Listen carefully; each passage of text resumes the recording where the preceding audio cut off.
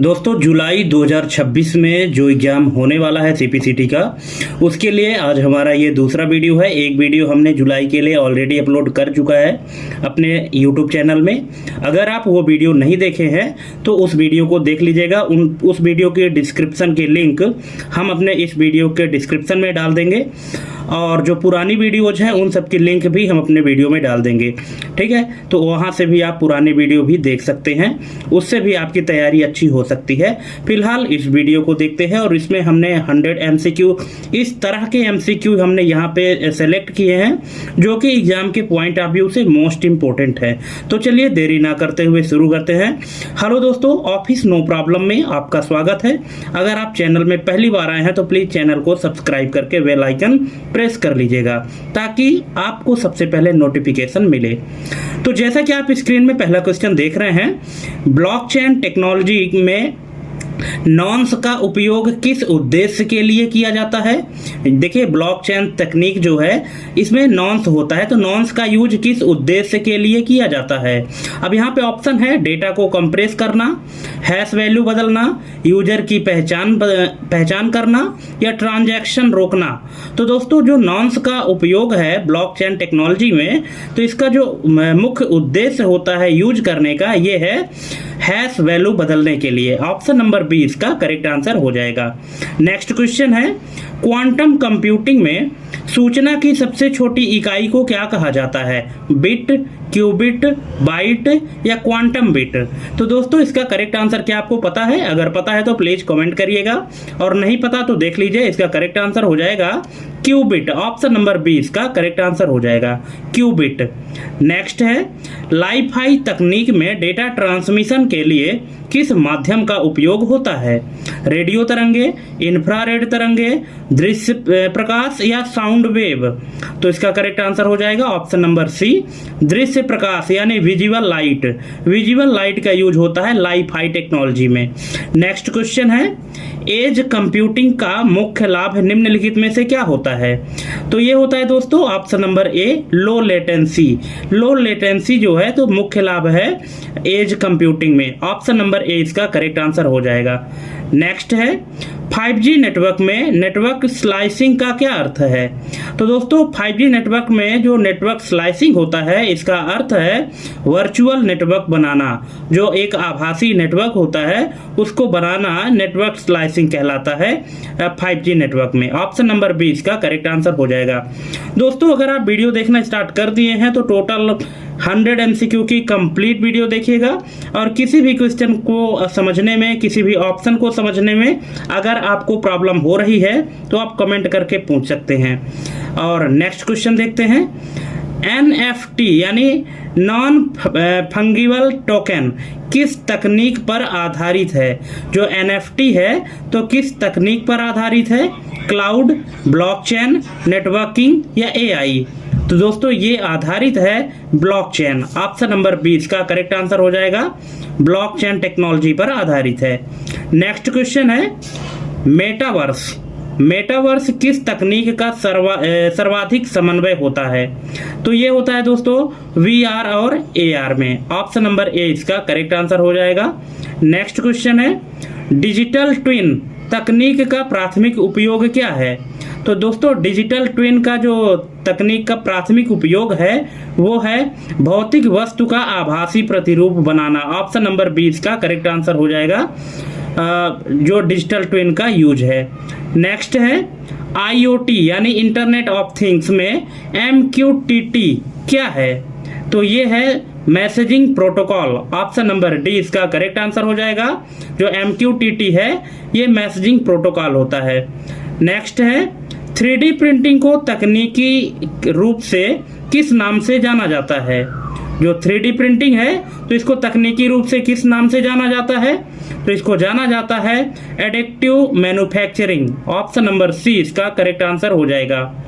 Next है, black box testing में मुख्य रूप से क्या जांचा जाता है।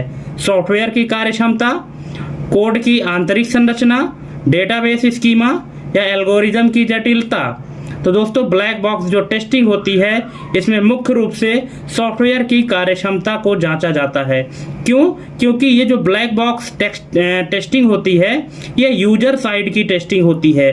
जब कोई सॉफ्टवेयर यूजर बनवाता है और जब यूजर को मिलता है तो वो टेस्ट करता है पहले कि हमारे सॉफ्टवेयर की कैपेसिटी कितनी है। तो यूजर के साइड से जो सॉफ्टवेयर की टेस्टिंग की जाती है उसे ब्लैक बॉक्स कहते हैं। ठीक है, चलिए नेक्स्ट है SDLC। SDLC का फुल फॉर्म क्या होता है दोस्तों, मैं आप लोगों से जानना चाहता हूं, अगर आपको पता है तो कमेंट करिएगा। SDLC में वाटरफॉल मॉडल की सबसे बड़ी कमी क्या है? तो ये है लचीलेपन का अभाव, नो फ्लेक्सिबिलिटी, फ्लेक्सिबिलिटी नहीं होती इसमें। ऑप्शन नंबर 20 का करेक्ट आंसर हो जाएगा। नेक्स्ट है रिग्रेशन टेस्टिंग कब की जाती है? तो ये की जाती है कोड बदलने के बाद। जब हम कोड बदलते हैं उसके बाद रिग्रेशन टेस्टिंग की जाती है। Option number A. नेक्स्ट है यूनिट टेस्टिंग किसके द्वारा की जाती है? तो ये की जाती है डेवलपर के द्वारा। ऑप्शन नंबर सी इसका करेक्ट आंसर हो जाएगा। जो सॉफ्टवेयर डेवलपमेंट का काम करता है उसके द्वारा यूनिट टेस्टिंग की जाती है। नेक्स्ट है सॉफ्टवेयर विकास में यानी सॉफ्टवेयर डेवलपमेंट में एगिल पद्धति का मुख्य केंद्र क्या है? तो ये है पुनरावृत्ति यानी इटरेशन। ऑप्शन नंबर बी इसका करेक्ट आंसर हो जाएगा। नेक्स्ट है बीटा टेस्टिंग कहाँ आयोजित की जाती है? तो ये की जाती है वास्तविक यूजर साइट पर। ऑप्शन नंबर सी इसका करेक्ट आंसर हो जाएगा। दोस्तों आपने दो नाम सुना होगा, एक अल्फा टेस्टिंग और एक बीटा टेस्टिंग। अल्फा टेस्टिंग क्या होता है? वो डेवलपर साइड होता है, जो डेवलपमेंट करता है सॉफ्टवेयर इंजीनियर करता है। और जो बीटा टेस्टिंग होती है तो वो वास्तविक यूजर जिसके लिए वो सॉफ्टवेयर डेवलप किया जाता है उसके साइड से जो टेस्टिंग होती है उसे बीटा टेस्टिंग कहा जाता है। ये आपको ध्यान रखना है। नेक्स्ट है कोड की एक एक लाइन को जांचने वाली टीम, कोड की एक एक लाइन को जांचने वाली टेस्टिंग क्या कहलाती है? तो इसको कहते हैं white box testing. Option number A इसका करेक्ट आंसर हो जाएगा। नेक्स्ट है बग लाइफ साइकिल में डिफर्ड स्थिति का क्या अर्थ है? तो इसका अर्थ है बग अभी ठीक नहीं किया जाएगा। ऑप्शन नंबर बी इसका करेक्ट आंसर हो जाएगा। नेक्स्ट है अल्फा टेस्टिंग किस श्रेणी में आता है? तो ये है user acceptance testing. Option number A इसका करेक्ट आंसर हो जाएगा। नेक्स्ट है सॉफ्टवेयर आर्किटेक्चर में MVC का पूर्ण रूप क्या है, यानी MVC का फुल फॉर्म पूछ रहा है। तो इसका फुल फॉर्म है model view controller. Option number A इसका करेक्ट आंसर हो जाएगा। नेक्स्ट है ओपन ऑफिस राइटर में टेबल ऑफ कंटेंट्स बनाने के लिए किस मेनू का उपयोग होता है?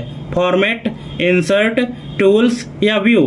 तो इसका यूज होता है दोस्तों इंसर्ट। ऑप्शन नंबर बी इसका करेक्ट आंसर हो जाएगा। नेक्स्ट है ओपन ऑफिस कैल्क में सेल को एब्सोल्यूट रेफरेंस बनाने के लिए किस चिन्ह का उपयोग होता है? परसेंटेज, हैश, डॉलर या एम्परसेंड? तो ये होता है दोस्तों डॉलर। ऑप्शन नंबर सी इसका करेक्ट आंसर हो जाएगा।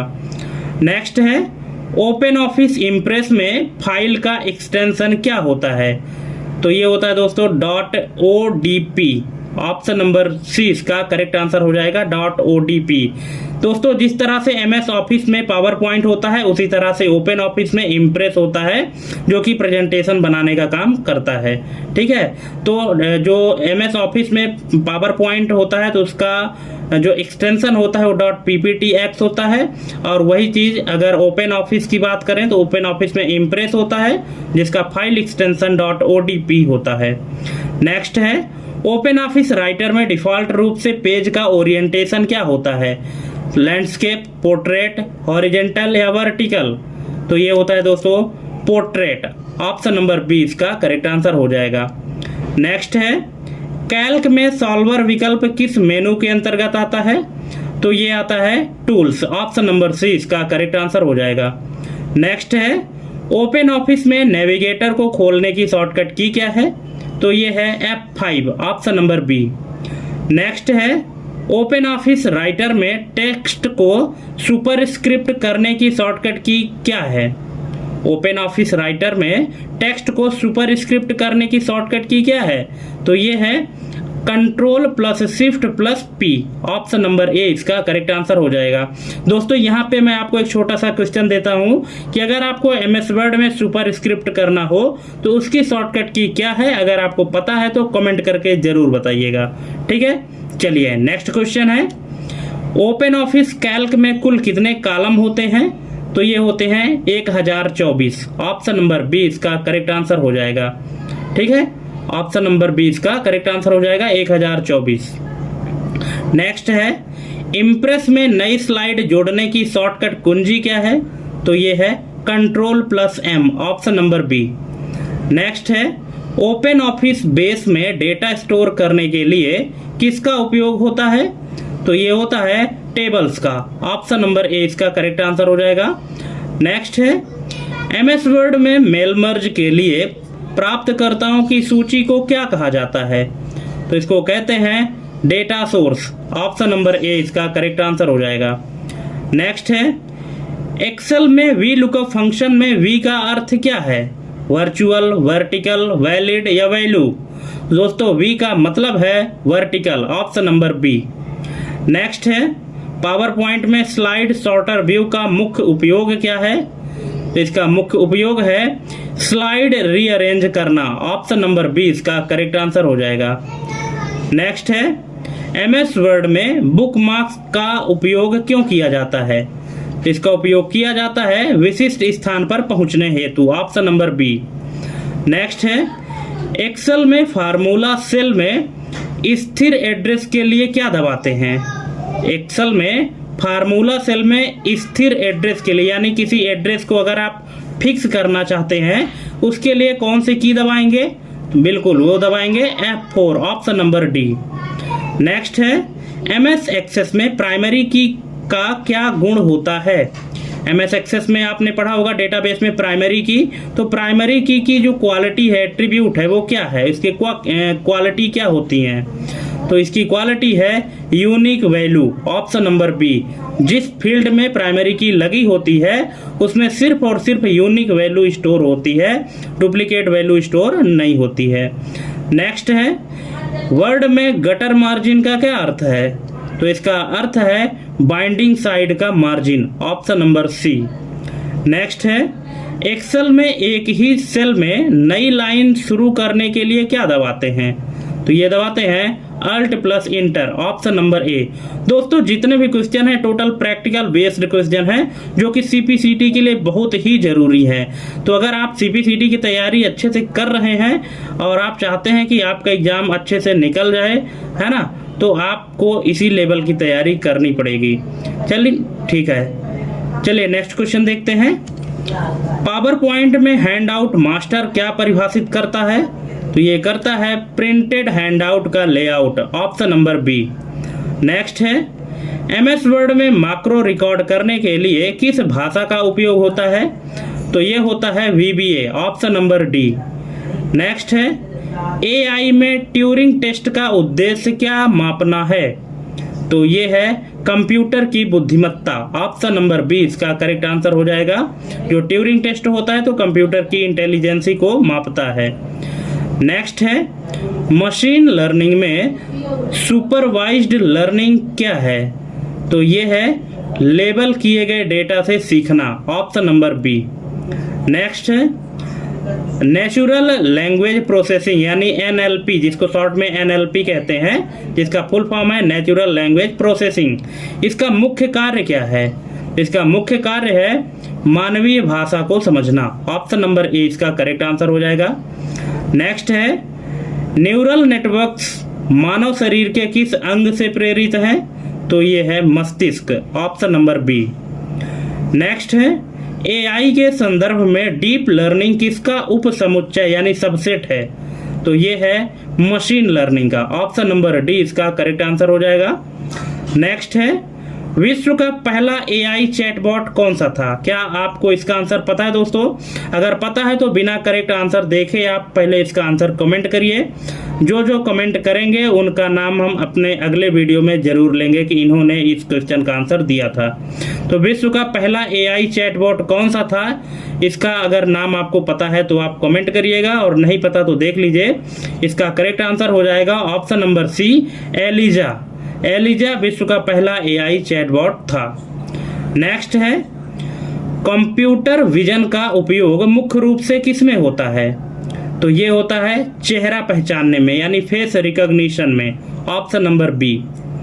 नेक्स्ट है, AI में ह्यूरिस्टिक्स का क्या अर्थ है? तो इसका अर्थ है समस्या समाधान की तकनीक, ऑप्शन नंबर डी। AI में जो ह्यूरिस्टिक का अर्थ है, इसका अर्थ है समस्या समाधान की तकनीक, ऑप्शन नंबर डी। नेक्स्ट है, रीइंफोर्समेंट लर्निंग किस सिद्धांत पर आधारित है? तो ये है दंड और पुरस्कार, ऑप्शन नंबर ए।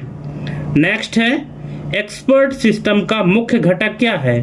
तो ये है knowledge base, option number B. Next, OSI model की किस लेयर पर राउटिंग होती है? तो ये होती है नेटवर्क लेयर पर, option number B.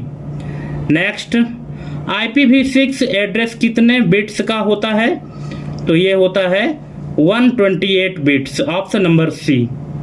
Next, MAC address को और किस नाम से जाना जाता है? तो इसको जानते हैं फिजिकल एड्रेस के नाम से, ऑप्शन नंबर बी।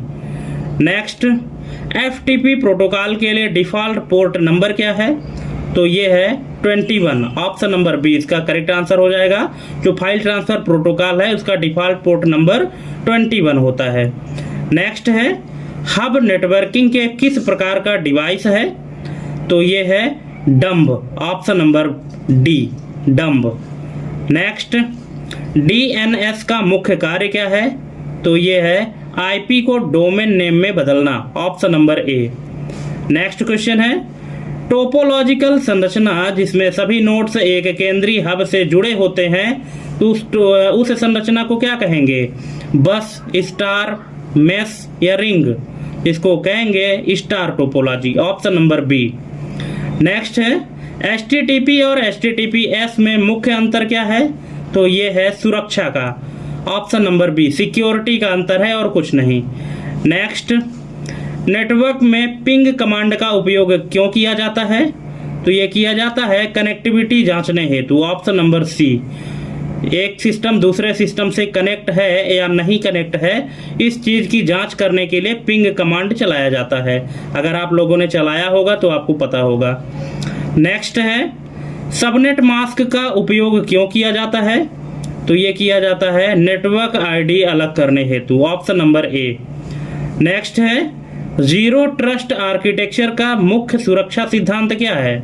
तो ये है कभी भरोसा ना करें, हमेशा सत्यापित करें, ऑप्शन नंबर बी। नेक्स्ट है, हाइपर लेजर ब्लॉकचेन टेक्नोलॉजी का उपयोग किस क्षेत्र में प्रमुखता से होता है? तो ये होता है enterprise business, option number B इसका करेक्ट आंसर हो जाएगा। नेक्स्ट, क्वांटम कंप्यूटर की प्रोसेसिंग क्षमता मापने की इकाई क्या है? तो ये है quantum volume, option number C. Next, solidity programming भाषा का उपयोग किसके विकास के लिए किया जाता है? तो ये किया जाता है स्मार्ट कॉन्ट्रैक्ट्स के लिए, option number B. Next, fog computing और क्लाउड कंप्यूटिंग में मुख्य अंतर क्या है? तो ये है डेटा प्रोसेसिंग की दूरी, option number B. Next, dark web तक पहुंचने के लिए किस ब्राउजर का उपयोग अनिवार्य है? तो ये है tor, option number C. Next, cyclomatic complexity का उपयोग सॉफ्टवेयर की किस विशेषता को मापने में होता है? तो ये होता है तार्किक जटिलता, ऑप्शन नंबर बी। नेक्स्ट है, म्यूटेशन टेस्टिंग किस प्रकार की टेस्टिंग के अंतर्गत आती है? तो ये आती है white box, option number B. Next है, टाइटली कपल्ड सॉफ्टवेयर मॉड्यूल में मुख्य दोष क्या होता है? तो ये है कम रखरखाव योग्यता, यानी maintainability, option number C. Next है, स्मोक टेस्टिंग का प्राथमिक उद्देश्य क्या है? तो ये है मुख्य कार्यों की स्थिरता जांचना। ऑप्शन नंबर बी इसका करेक्ट आंसर हो जाएगा। नेक्स्ट है सॉफ्टवेयर आर्किटेक्चर में कोहेजन का अर्थ क्या है?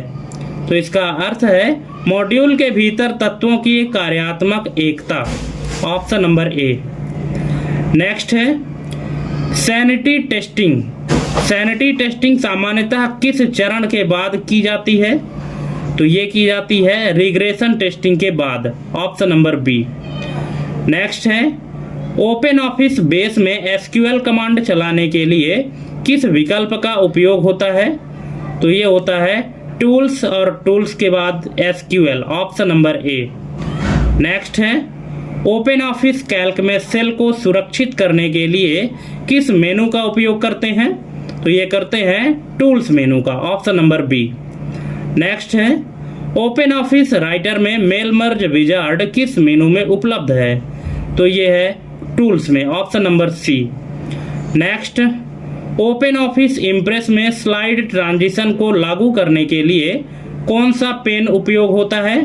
तो ये होता है task pane. Option number B इसका करेक्ट आंसर हो जाएगा, टास्क पेन। नेक्स्ट है कैल्क में गोल सीक विकल्प का उपयोग क्यों किया जाता है? तो ये किया जाता है विशिष्ट परिणाम हेतु इनपुट ढूंढना। Option number D. नेक्स्ट है ओपन ऑफिस मैथ में सूत्र लिखने के लिए किसका उपयोग होता है? तो ये होता है commands window. Option number B. Next है एमएस एक्सेल में पावर पाइवोट का मुख्य कार्य क्या है? इसका मुख्य कार्य है विशाल डेटा मॉडल बनाना। Option number A. Next MS word में कर्निंग का संबंध किससे है? तो ये है अक्षरों के बीच की दूरी। Option number B. अक्षरों के बीच की जो दूरी है उसका संबंध कर्निंग से है। नेक्स्ट है पावर पॉइंट में कियोस्क मोड का क्या उपयोग है? तो ये है प्रेजेंटेशन को ऑटो लूप पर चलाना। Option number C. Next MS access में रिफरेंशियल इंटीग्रिटी का लाभ क्या है? तो इसका लाभ है डेटा के बीच विसंगतियों को रोकना। Option number B. Next MS outlook में .pst फाइल का पूर्ण रूप क्या है? .pst फाइल जो है तो इसका फुल फॉर्म क्या होता है? तो इसका फुल फॉर्म है personal storage table. Option number A. Next है एमएस वर्ड में ट्रैक चेंजेस फीचर किस टैब में होता है? तो ये होता है रिव्यू टैब में। Option number C. नेक्स्ट है जनरेटिव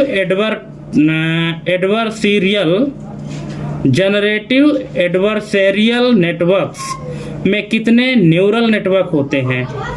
तो ये होते हैं दो। कौन कौन से? एक जनरेटर और दूसरा होता है डिस्क्रिमिनेटर।